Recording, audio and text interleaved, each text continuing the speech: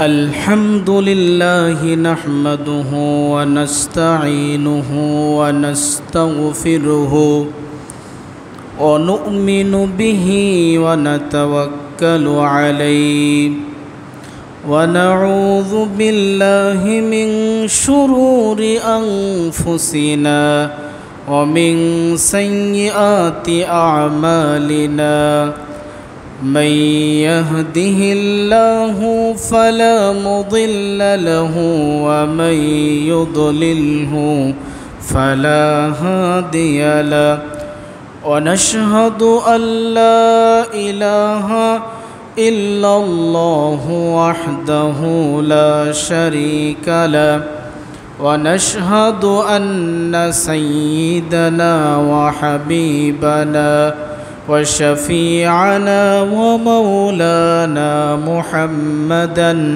عبده ورسوله أما بعد فأعوذ بالله من الشيطان الرجيم بسم الله الرحمن الرحيم وتعاونوا على البر والتقوى ولا تعاونوا على الإثم والعدوان واتقوا الله إن الله شديد العقاب وقال رسول الله صلى الله عليه وسلم لا يؤمن أحدكم حتى يحب لأخيه ما يحب لنفسه أو كما قال عليه الصلاة والسلام صدق الله العظيم وصدق رسوله النبي الكريم ونحن على ذلك لمن الشاهدين والشاكرين والحمد لله رب العالمين محترم معزز সম্মানিত মুসল্লিয়ান ইকরাম, আল্লাহ রাব্বুল আলামিনের দরবারে অসংখ্য অগণিত শুকর আদায় করছি, যিনি আমাদেরকে পবিত্র জুমার নামাজ আদায় করবার জন্য মসজিদে আসার ও বসার তৌফিক দান করেছেন। এজন্য অন্তরের অন্তঃকরণ থেকে আল্লাহ পাকের শুকর আদায় করি, সকলে বলি আলহামদুলিল্লাহ। লাখো কোটি দরুদ সালাম বর্ষিত হোক বিশ্ব মানবতার মুক্তির কাণ্ডারি আমাদের সকলের প্রিয় নবী মুহাম্মদের উপরে সংক্ষিপ্ত দরুদ পড়ি, সকলে পড়ি সাল্লাল্লাহু আলাইহি ওয়াসাল্লাম।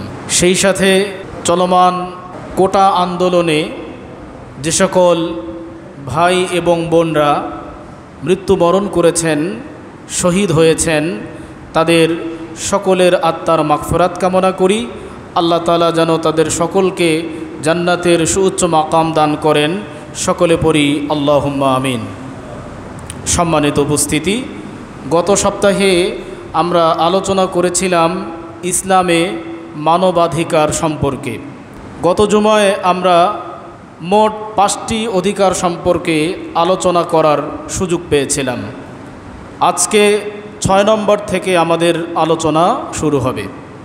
সম্মানিত উপস্থিতি, 6 নম্বর যে অধিকার একজন মানুষকে ইসলাম দিয়েছে সেটা হচ্ছে ট্রাভেলিং, সফর কিংবা উপার্জনের জন্য ভিন্ন দেশে যাওয়ার অধিকার।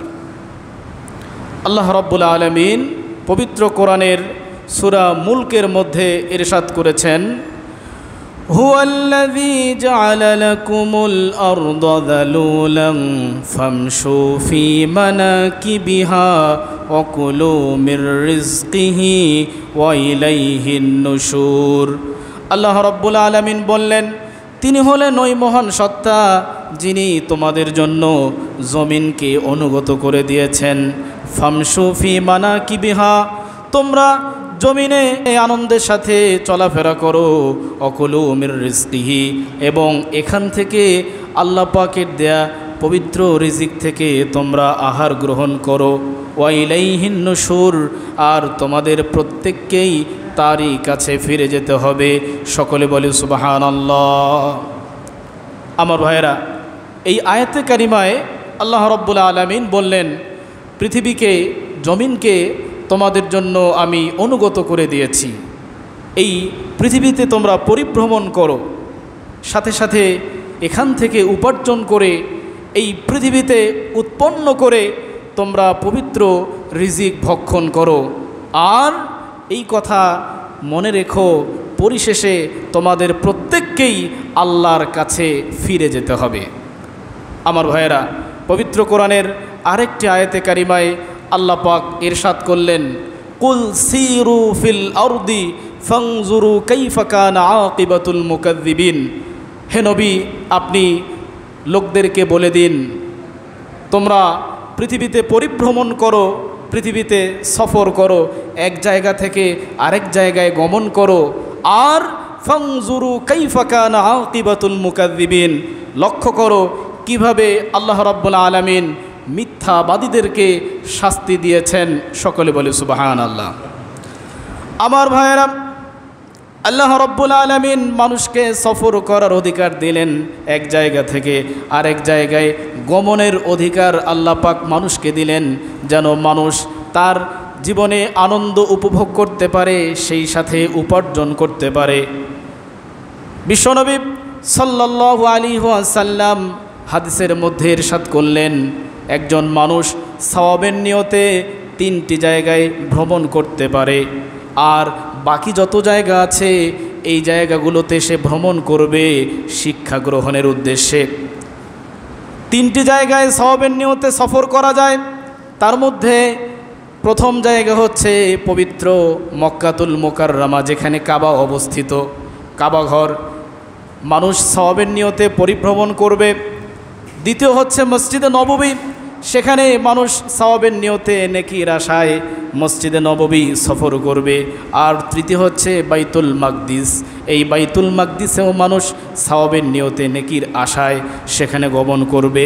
এছাড়া পৃথিবীতে আর অন্য কোথাও সওয়াবের নিয়তে নেকির আশায় ভ্রমণ করার অধিকার ইসলাম দেয় নাই, শুধু দিয়েছে শিক্ষা গ্রহণের অধিকার কিংবা চিত্ত বিনোদনের অধিকার। সকলে বলে সুবহানাল্লাহ। আমার ভাইয়েরা, তাহলে এই হাদিস থেকে প্রমাণিত হচ্ছে পৃথিবীর মাত্র 3টি জায়গা যেখানে একজন মানুষ নেকির আশায় সওয়াবের নিয়তে সফর করতে পারবে, গমন করতে পারবে। এছাড়া অন্য কোনো জায়গা, অন্য কোনো স্থানে সওয়াবের নিয়তে গমন করতে পারবে না।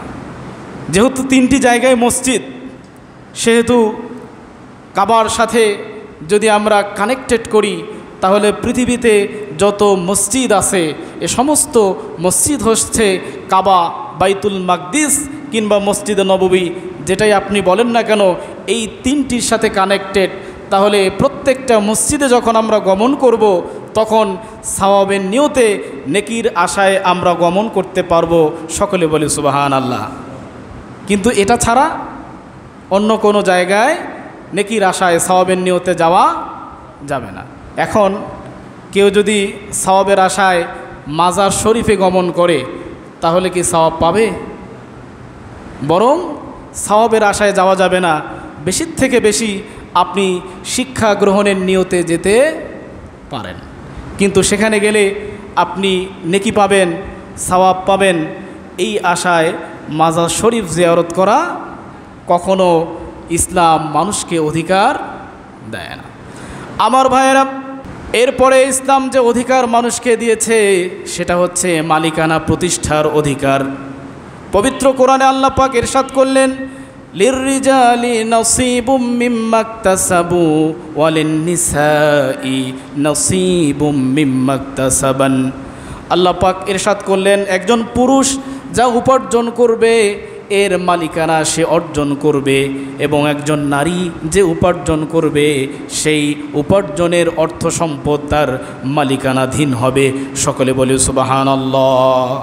এটা হচ্ছে ইসলামিক অর্থনীতি, যে মানুষ যেটা উপার্জন করবে তা রক্ত ঘাম পানি করে যে অর্থ, যে টাকা পয়সা সে উপার্জন করবে, সেটার মালিকানা সেই ভোগ করবে, অন্য কেউ সেই টাকা সেই পয়সার উপরে ভাগ বসাতে পারবে না। কিন্তু আপনারা জানেন, সমাজতন্ত্র নামেও একটি মতবাদ পৃথিবীতে একটা সময় প্রচলিত ছিল, যেটি 1917 সালে সোভিয়েত ইউনিয়নে প্রতিষ্ঠিত হয়। আর এই সমাজতন্ত্রের যে মূল কথা, সেটা হচ্ছে মানুষ ব্যক্তিগত কোনো সম্পত্তির মালিক হতে পারবে না, বরং রাষ্ট্রে যত সম্পদ থাকবে এই সমস্ত সম্পত্তির মালিক হবে রাষ্ট্র কিংবা সরকার। পাশাপাশি তাদের আরেকটি সুন্দর স্লোগান ছিল, সেটা হচ্ছে প্রত্যেক মানুষ তাদের সামর্থ্য অনুযায়ী কাজ করবে আর তার প্রয়োজন অনুযায়ী সে ভোগ করবে। আমার ভাইয়েরা, এখানে দুইটা কথা। প্রথম কথা হচ্ছে মানুষের ব্যক্তিগত সম্পদ বলে কোনো কিছু থাকবে না। মানে আপনি উপার্জন করবেন, কামাই করবেন, কিন্তু এই টাকা আপনার নয়, এই টাকার মালিক কে হবে? সরকার হবে। তবে আপনি উপার্জন করছেন, আপনি যে না খেয়ে থাকবেন এমনটাও কিন্তু নয়, আপনি প্রয়োজন মতো এই অর্থ সম্পদ ভোগ করতে পারবেন। এটার কিছু পজিটিভ সাইড আছে, কিছু নেগেটিভ সাইড আছে। কিন্তু 1450 বছর আগেই ইসলাম এই অর্থনীতির সিস্টেম বলে দিয়েছে, সেটা হচ্ছে লিররিজালি নাসিবুম মিম্মা ইকতাসাবু ওয়া লিন-নিসাই নাসিবুম মিম্মা ইকতাসাবান। একজন পুরুষ যা উপার্জন করবে সেই উপার্জনের অর্থ সম্পদ তার মালিকানাধীন থাকবে, এবং সাথে সাথে একজন নারী যা উপার্জন করবে সেটারও মালিকানা তার থাকবে। সকলে বলি সুবহানাল্লাহ। পাশাপাশি দারিদ্র্য বিমোচনে ইসলাম জাকাতের মতো সুন্দর একটা অর্থনৈতিক ব্যবস্থা কায়েম করেছে। সকলে বলি সুবহানাল্লাহ। আমার ভাইয়েরা, জাকাত সম্পর্কে অন্য কোনো দিন আমি আলোচনা করার চেষ্টা করব। আজকে শুধু জাকাতের সামান্য একটু উপকারিতা আপনাদের সাথে শেয়ার করি। হজরত উমর ইবনে আব্দুল আজিজ রহমতুল্লাহি আলাইহি, তিনি একজন ইসলামী শাসক ছিলেন। তার জামানায়, তার এরিয়াতে, তার দেশের ভেতরে তিনি জাকাতের বিধান সম্পূর্ণরূপে প্রতিষ্ঠিত করেছিলেন, যার কারণে কয়েক বছরের ব্যবধানে সেই দেশে জাকাত নেওয়ার মতো দরিদ্র মানুষ আর খুঁজে পাওয়া যায় নাই। সকলে বলি সুবহানাল্লাহ। আমার ভাইয়েরা, ঘোড়ার পিঠে আরোহণ করে এক ব্যক্তি 3 দিন যাবত গরিব মানুষ খুঁজছে, যাকে জাকাতের টাকাটা দেওয়া যায়। খুঁজতে খুঁজতে সে ক্লান্ত শ্রান্ত হয়ে গাছের নিচে বিশ্রাম নিচ্ছিল। এমন সময় আরেকজন ব্যক্তি সেখান দিয়ে যাচ্ছে। সে গাছের নিচ থেকে উঠে দাঁড়িয়ে মনে করছে, এই লোকটা তো ধুলোমলিন, পোশাকগুলো এলোমেলো, মনে হয় সে দরিদ্র গোছের কোনো ব্যক্তি হবে। এজন্য জাকাতের টাকাটা নিয়ে তাকে অনুরোধ করে বলছে, ভাই, আমি 3 দিন যাবত জাকাত দেওয়ার মতো মানুষ খুঁজছি, কিন্তু খুঁজে পাচ্ছি না। মনে হচ্ছে আপনি একটু গরিব গোছের, তাই আপনি আমার এই জাকাতের টাকাটা গ্রহণ করে আমাকে উদ্ধার করুন। ওই ব্যক্তি এই লোকটাকে জবাব দিয়েছে, ভাই, আপনি তো 3 দিন যাবত জাকাত দেওয়ার জন্য গরিব মানুষ খুঁজছেন, কিন্তু আমি 40 দিন যাবত একজন গরিব মানুষ খুঁজছি জাকাত দেওয়ার জন্য, কিন্তু এখনও পর্যন্ত খুঁজে পাই নাই। সকলে বলি সুবহানাল্লাহ। ইসলামী অর্থ ব্যবস্থা আল্লাহ রাব্বুল আলামিন নিজেই নির্ধারণ করে দিয়েছেন, সেটা হচ্ছে জাকাত ভিত্তিক অর্থ ব্যবস্থা। কারণ সমাজের প্রতিটি ধনী মানুষ যদি জাকাত প্রদান করে, তাহলে 1, 2, 3 বছরের ব্যবধানে আমাদের দেশে, আর যে দেশেই কায়েম হোক না কেন, সেই অঞ্চলে গরিব মানুষ আর খুঁজে পাওয়া যাবে না। আমার ভাইয়েরা, অন্য কোনো সময় জাকাত সম্পর্কে বিস্তারিত আলোচনা করার চেষ্টা করব। তাহলে ইসলাম একজন মানুষকে মালিকানা প্রতিষ্ঠার অধিকার দিয়েছে। এরপরে ইসলাম মানুষকে বাক স্বাধীনতা দিয়েছে, ব্যক্তিগত মতামত প্রকাশের অধিকার ইসলাম দিয়েছে। পবিত্র কোরআনে আল্লাহ পাক ইরশাদ করলেন, ইয়া আইয়ুহাল্লাযীনা আমানুত্তাকুল্লাহা ওয়া কুলু কওলান সাদীদা। আল্লাহ রাব্বুল আলামিন বললেন, হে ঈমানদারগণ, তোমরা আল্লাহকে ভয় করো এবং ন্যায় সঙ্গত কথা বলো। সকলে বলি সুবহানাল্লাহ। তাহলে ইসলাম মানুষকে বাকস্বাধীনতা দিয়েছে।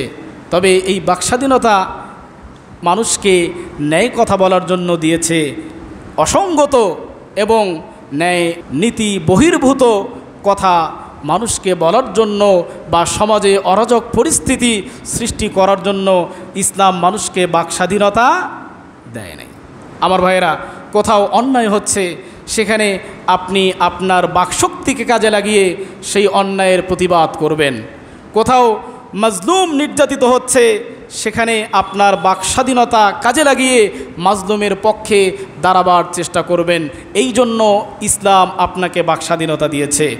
এখন আমরা যদি এই বাকস্বাধীনতাকে অন্যায়ভাবে কাজে লাগাই, মানুষকে গালি দিয়ে আমাদের এই বাকস্বাধীনতাকে প্রতিষ্ঠা করার চেষ্টা করি, তাহলে এটা কখনো ইসলাম গ্রহণ করবে না।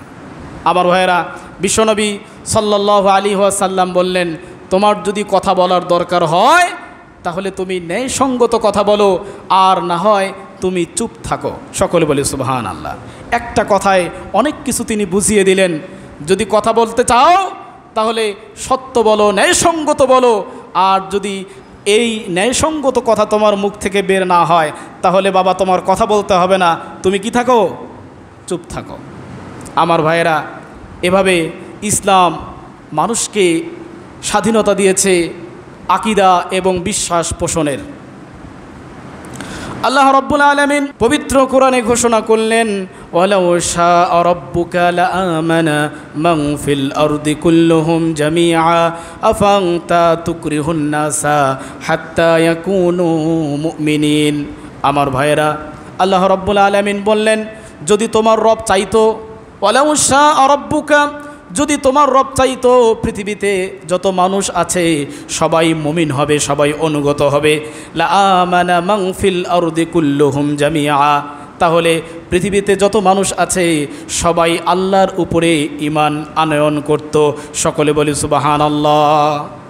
আমার ভাইরা, আমাদেরকে কে সৃষ্টি করেছেন? আল্লাহ সৃষ্টি করেছেন। আল্লাহ যা চাইবেন তাই হবে।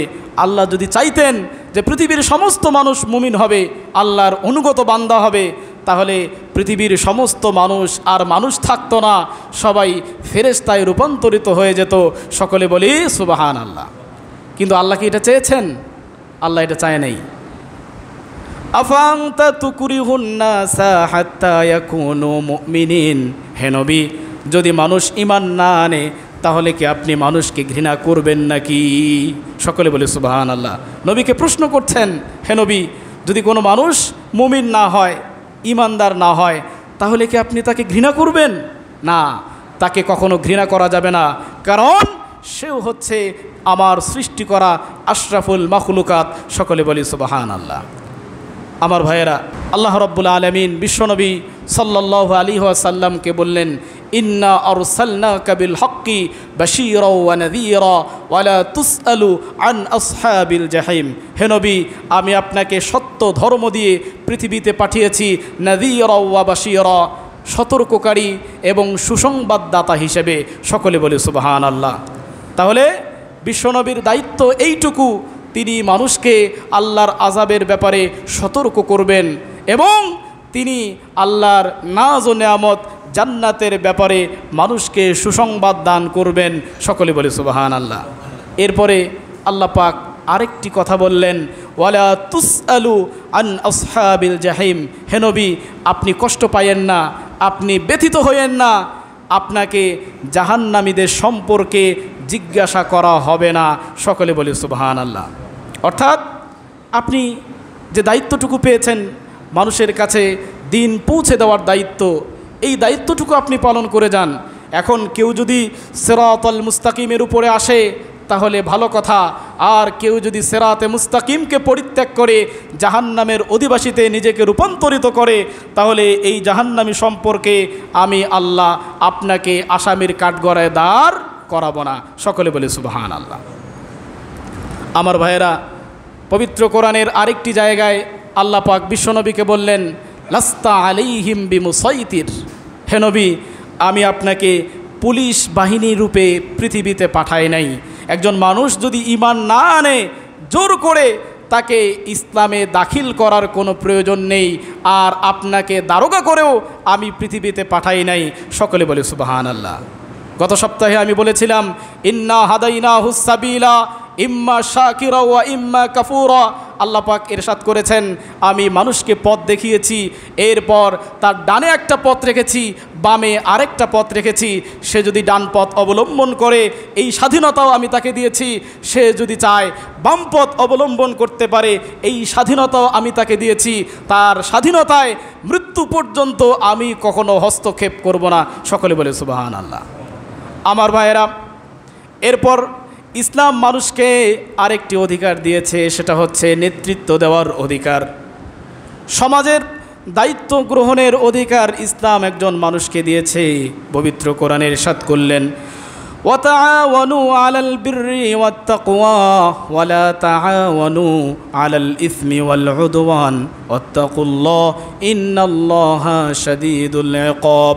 আল্লাহ রাব্বুল আলামিন বললেন, তোমরা ন্যায়ের পক্ষে হকের উপরে একজন আরেকজনকে সাহায্য করো, ওয়ালা তাআওয়ানু আলাল ইসমি ওয়াল উদওয়ান, কিন্তু তোমরা গুনাহ কিংবা সীমালঙ্ঘনের কাজে একজন আরেকজনকে সাহায্য করো না। সকলে বলে সুবহানাল্লাহ। তার মানে আপনি সমাজের দায়িত্ব গ্রহণ করতে পারেন, এই অধিকার আপনাকে দিয়েছে, কিন্তু যখন আপনি দায়িত্ব গ্রহণ করবেন তখন সমাজে একজন আরেকজনকে সাহায্য করবেন কিসের ভিত্তিতে? আলাল বিররি ওয়াত তাকওয়া, ন্যায়সঙ্গত কাজ, সৎ কাজ, ওয়াত তাকওয়া এবং তাকওয়ার ভিত্তিতে একজন আরেকজনকে সহযোগিতা করবেন। সকলে বলি সুবহানাল্লাহ। পাশাপাশি তিনি আরেকটি মেসেজ দিলেন, ওয়ালা তাআওয়ানু আলাল ইসমি ওয়াল উদওয়ান, পাপাচার, অন্যায়, অনাচার এবং সীমালঙ্ঘনের কাজে একজন আরেকজনকে তোমরা সাহায্য করতে পারবে না। আমার ভাইয়েরা, কিন্তু আজকে আমাদের সমাজে যারা দায়িত্ব গ্রহণ করেছে তারা কি আসলে ন্যায়সঙ্গত কাজে মানুষকে সাহায্য করে নাকি অন্যায় কাজে মানুষকে বেশি উৎসাহিত করে? এটা আপনারাই ভালো বলতে পারবেন, ঠিক কিনা? কথা কি বুঝতেছেন আমার? আল্লাহ পাক বললেন, ওয়াতাআওয়ানু আলাল বিররি ওয়াত তাকওয়া, সৎ কাজ এবং তাকওয়ার উপরে তোমরা মানুষকে সাহায্য করো, অর্থাৎ যে মানুষটি ভালো কাজ করবে তাকে সাহায্য করো, আর সমস্ত মানুষকে ভালো কাজের দিকে ডাকো, তারা সবাই যেন ভালো কাজ করে এই দেশ, এই জাতির উপকার করতে পারে। ওয়ালা তাআওয়ানু আলাল ইসমি ওয়াল উদওয়ান, পাপাচার, অন্যায়, অনাচার এবং সীমালঙ্ঘনের কাজে তোমরা কেউ কখনো কাউকে সাহায্য করো না। কিন্তু আজকে আমাদের সমাজের চিত্র হচ্ছে, আমার দলের লোক যদি হয় তাহলে তার জন্য 7 খুন আমি কি করে দেই? মাফ করে দেই। কিন্তু ভিন্ন দলের কেউ যদি হয় তাহলে তার বিন্দুমাত্র ছাড় আমার কাছে থাকে না। আমার ভাইয়েরা, এটা কি ওয়াতাআওয়ানু আলাল বিররি ওয়াত তাকওয়া হলো, নাকি এর বিপরীত, এর উল্টো হলো? সকলে বলি নাউযুবিল্লাহ। বিশ্বনবী সাল্লাল্লাহু আলাইহি ওয়াসাল্লাম হাদিসের মধ্যে বললেন, লা ইউমিনু আহাদুকুম হাত্তা ইউহিব্বা লিআখিহি মা ইউহিব্বা লিনাফসিহি, তোমাদের মধ্যে ওই ব্যক্তি কখনো মুমিন হতে পারবে না ততক্ষণ পর্যন্ত সে ইমানদার হতে পারবে না যতক্ষণ সে নিজের জন্য যা পছন্দ করবে তার ভাই অপরের জন্য সে সেটাই পছন্দ করবে। সকলে বলি সুবহানাল্লাহ। হাদিসটা দেখেন, ছোট্ট কথা, মাত্র 1 লাইনের হাদিস।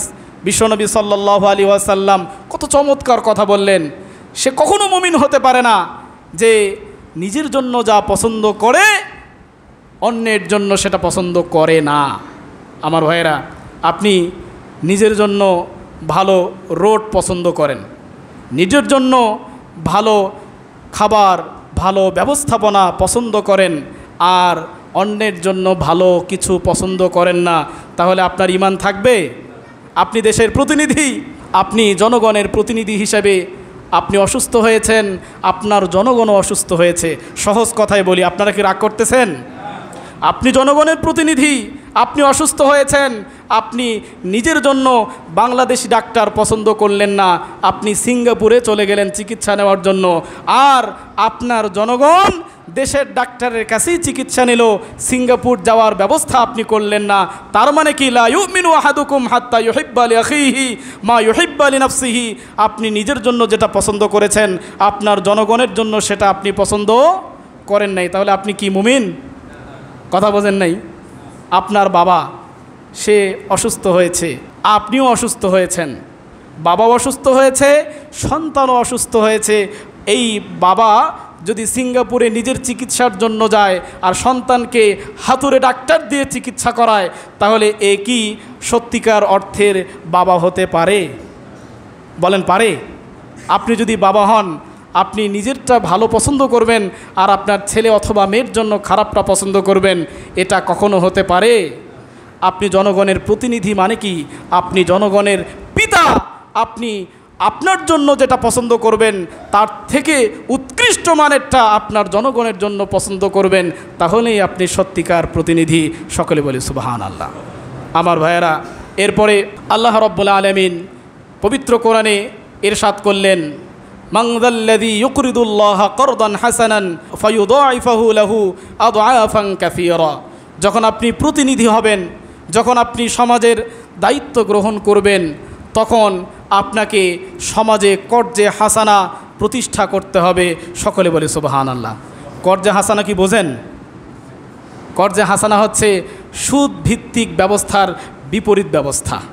আজকে আমাদের সমাজে আমরা সুদ নিয়ে খুব আলোচনা করি, সুদখোরকে অনেক গালিগালাজ করি, কিন্তু ভাই কথা হচ্ছে এই যে সুদি কারবার যে লোকটা করছে, সে মানুষের উপকার করার চেষ্টা করছে। আপনারা কি ভুল বুঝতেছেন নাকি? কথাটা বোঝে নাকি? যে সুদ দিচ্ছে সে তো মানুষকে টাকা দিয়ে বিপদের সময় সাহায্য করছে, কিন্তু আপনি মুমিন, আপনি মুসলমান, আপনি আপনার সমাজের দায়িত্বশীল ব্যক্তি, আপনি তো একজন বিপদে পড়া মানুষকে অর্থ দিয়ে কখনো সাহায্য করলেন না। কথা কি বুঝছেন? কর্জে হাসানা হচ্ছে যেটা সুদ ছাড়া আপনি মানুষকে হওয়ালাত দিয়েছেন বা ঋণ দিয়েছেন, সেটাই হচ্ছে কর্জে হাসানা। সকলে বলে সুবহানাল্লাহ। একজন প্রতিনিধি সে তার সমাজে কর্জে হাসানা যদি প্রতিষ্ঠা করে, তাহলে বাংলাদেশ থেকে, ওই অঞ্চল থেকে চিরদিনের জন্য সুদ বিদায় হয়ে যাবে। সকলে বলে সুবহানাল্লাহ। মনে করেন এই যে মাস্টারপাড়া আপনারা এখানে বসবাস করেন, এই মসজিদ ভিত্তিক যদি আপনারা কর্জে হাসানা প্রতিষ্ঠা করতে পারেন, মনে করেন কোনো মানুষ বিপদে পড়লে একটা ফান্ড আছে, সেই ফান্ড থেকে সে ঋণ হিসেবে টাকা নিতে পারবে, কিন্তু কোনো সুদ দেওয়া লাগবে না। তাহলে ওই অসহায় মানুষ কখনো সুদি কারবারের সাথে যুক্ত হবে? যুক্ত হবে না। কিন্তু আল্লাহর এই বিধান আমরা প্রতিষ্ঠা করতে পারছি না, আল্লাহর এই বিধান কায়েম করতে পারছি না, বরং ক্ষমতার মসনদ যদি আমি পাচ্ছি, তাহলে সুদকে প্রমোট করছি, হারামকে প্রমোট করছি। কিভাবে জনগণকে শোষণ করা যায়, মানুষকে কিভাবে দারিদ্র্যের চরম পর্যায়ে পৌঁছে দেওয়া যায়, সেই চেষ্টা করছি, যার কারণে আমাদের দেশ থেকে হারাম কিংবা সুদি কারবার আজও পর্যন্ত বিলুপ্ত হচ্ছে না। আমার ভাইয়েরা, এজন্য সুদ ভিত্তিক এই লেনদেনকে যদি আমরা পৃথিবীর থেকে বিলুপ্ত করতে চাই, তাহলে অবশ্যই কর্জে হাসানা প্রতিষ্ঠা করতে হবে। আর এই কর্জে হাসানা কারা প্রতিষ্ঠা করবে? তারা যারা ক্ষমতার মসনদে বসে আছে। সকলে বলি সুবহানাল্লাহ। আমার ভাইয়েরা, ইসলাম মানুষকে আরেকটি অধিকার দিয়েছে, সেটা হচ্ছে গবেষণা করার অধিকার। আল্লাহ পাক হাদিসে কুদসিতে বললেন, তাফাক্কারু ফি খালকিল্লাহ ওয়ালা তাতাফাক্কারু ফিল্লাহ। তোমরা আল্লাহর সৃষ্টিজীব নিয়ে গবেষণা করো, ওয়ালা তাতাফাক্কারু ফিল্লাহ, কিন্তু আল্লাহর অস্তিত্ব নিয়ে গবেষণা করো না। কারণ আল্লাহর অস্তিত্ব নিয়ে গবেষণা করার মতো ব্রেনের ধারণ ক্ষমতা আল্লাহ পাক তোমাকে, আমাকে, কাউকে দেয় নাই। সকলে বলি সুবহানাল্লাহ। আমার ভাইয়েরা, হাদিসে কুদসিতে আল্লাহ পাক এই কথা বললেন, পবিত্র কোরআনে আল্লাহ পাক আরেকটি কথা বললেন, আফালা ইয়ানজুরুনা ইলাল ইবিলি কাইফা খুলিকাত ওয়া ইলাস সামাই কাইফা রুফিআত ওয়া ইলাল জিবালি কাইফা নুসিবাত ওয়া ইলাল আরদি কাইফা সুতিহাত। আল্লাহ পাক বললেন, পৃথিবীর মানুষ কি উটের দিকে তাকায় না, কিভাবে আমি উটকে সৃষ্টি করেছি? পৃথিবীর মানুষ কি আসমানের দিকে তাকায় না, কিভাবে আমি আসমানকে উত্তোলন করেছি? পৃথিবীর মানুষ কি পাহাড়ের দিকে তাকায় না, কিভাবে আমি তাকে সুদৃঢ় করেছি? পৃথিবীর মানুষ কি জমিনের দিকে তাকায় না, কিভাবে আমি এই জমিনকে মানুষের কল্যাণে সমতল করে দিয়েছি। সকলে বলি সুবহানাল্লাহ। আমার ভাইয়েরা, আল্লাহ পাক এগুলো নিয়ে গবেষণা করতে বললেন। সময় যেহেতু নাই, এজন্য সংক্ষিপ্ত আকারে বলি, উট এমন এক বিস্ময়কর প্রাণী যেটাকে মরুভূমির জাহাজ বলা হয়। এবং আপনারা জানলে অবাক হবেন, উট এমন একটা প্রাণী যে একই সাথে 250 লিটার পানি খেতে পারে, ধারণ করতে পারে, এবং যখন পানি থাকে না, পানি পান করার সুযোগ পায় না, তখন এই পানিকে আবার ভেতর থেকে বের করে পানির অভাব সে পূরণ করতে পারে। সকলে বলে সুবহানাল্লাহ। উট নিয়ে আরও অনেক কথা আছে। আসমান নিয়ে যদি আপনি গবেষণা করেন তাহলে আপনি আল্লাহর পরিচয় পেয়ে যাবেন। পাহাড় নিয়ে যদি গবেষণা করেন, আল্লাহ পাক বললেন ওয়াল জিবালা আওতাদা, আমি এই পাহাড়গুলিকে কিলক হিসাবে আমি পৃথিবীতে সৃষ্টি করেছি। সকলে বলি সুবহানাল্লাহ। এরপরে জমিন নিয়ে যদি আমরা গবেষণা করি তাহলে ঈমান বাড়বে না কমবে? ঈমান বাড়বে। আল্লাহ পাক আরেকটা আয়াতে বললেন আওয়ালাম ইয়ানজুরু ফি মালাকুতিস সামাওয়াতি ওয়াল আরদি ওমা খালাকাল্লাহু মিন শাই, মানুষ কি আসমান এবং জমিনের ব্যবস্থাপনা সম্পর্কে কখনো গবেষণা করে না? ওমা খালাকাল্লাহু মিন শাই, এবং আমার সৃষ্টি করা প্রত্যেকটা বস্তুর দিকে তারা কি চোখ মিলে তাকায় না? যদি তাকায় তাহলে তাদের ঈমান বেড়ে যাবে। সকলে বলি সুবহানাল্লাহ। আমার ভাইয়েরা, যেহেতু সময় শেষ, আলোচনার আরেকটা পয়েন্ট আছে, শেষ করে দেব না বিরক্ত হচ্ছেন? শেষ আরেকটা পয়েন্ট, 12 নম্বর অধিকার ইসলাম মানুষকে দিয়েছে, সম্মান পাওয়ার অধিকার। কি পাওয়ার অধিকার? সম্মান পাওয়ার অধিকার। এই নোটে কয়েকটা হাদিস এবং কোরআনের আয়াত আছে, আমি অতগুলো বলছি না, আমি শুধুমাত্র একটা হাদিস বলে শেষ করছি। জাবের রাদিয়াল্লাহু তাআলা আনহু বর্ণনা করেছেন, মাররাত জানাজাতুন فقام النبي صلى الله عليه وسلم فقمنا وقلنا يا رسول الله إنها جنازة يهودي فقال أوليست نفسا إذا رأيتم الجنازة فقوموا। বিশ্বনবী সাল্লাল্লাহু আলাইহি ওয়াসাল্লাম বসে আছেন, সাথে সাহাবা একরাম বসা। এই সময়ে একটি জানাজা তাদের পাশ দিয়ে অতিক্রম করছে, একজন মানুষের লাশ তাদের পাশ দিয়ে অতিক্রম করছে। বিশ্বনবী সেটা দেখে চট করে দাঁড়িয়ে গেলেন। সাহাবা একরাম বলছেন, বিশ্বনবীকে দাঁড়াতে দেখে আমরাও দাঁড়িয়ে গেলাম। এরপরে বিশ্বনবীকে প্রশ্ন করলাম, ইয়া রসুল আল্লাহ ইন্নাহা জানাজাতু ইহুদিয়িন, হে রসুল, এটা তো একটা ইহুদির জানাজা, তাহলে কিভাবে আমরা দাঁড়াবো? বিশ্বনবী বললেন, আওয়ালাইসাত নাফসান, সে কি মানুষ নয়? সকলে বলে সুবহানাল্লাহ। দেখেন কি কথা বলছেন, আওয়ালাইসাত নাফসান, সে কি মানুষ নয়? সে মুমিন, সে গায়রে মুমিন, সে ইহুদি খ্রিস্টান যাই হোক না কেন, সে প্রথম কথা হচ্ছে আওয়ালাইসাত নাফসান, সে কি মানুষ নয়? ইদা রাআইতুমুল জানাজাতা ফাকুমু, যখন তোমরা কোনো মানুষের জানাজা দেখবে তখন দাঁড়িয়ে পড়বে। সকলে বলে সুবহানাল্লাহ। তাহলে ইসলাম যেখানে একজন ইহুদির সম্মান বাড়িয়ে দিয়েছে, একজন মানুষের সম্মান বাড়িয়ে দিয়েছে, ওয়ালাকাদ কাররামনা বানি আদামা ওয়া হামালনাহুম ফিল বাররি ওয়াল বাহরি ওয়া রাযাকনাহুম মিনাত তাইয়্যিবাতি ওয়া ফাদ্দালনাহুম আলা কাসীরিম মিম্মান খালাকনা তাফদীলা। আল্লাহ পাক বললেন, পৃথিবীতে যা কিছু আছে সব কিছুর উপরে আমি মানুষের সম্মানকে বাড়িয়ে দিয়েছি। সকলে বলে সুবহানাল্লাহ। অথচ আজকে মানুষ হয়ে আমরা মানুষকে সম্মান করতে পারি না। আল্লাহ পাক আমাদের সকলকে বোঝার ও আমল করার তৌফিক দান করুন। ওমা তৌফিকি ইল্লা বিল্লাহ। যারা আমরা সুন্নত পড়ি নাই, সুন্নত পড়িনি।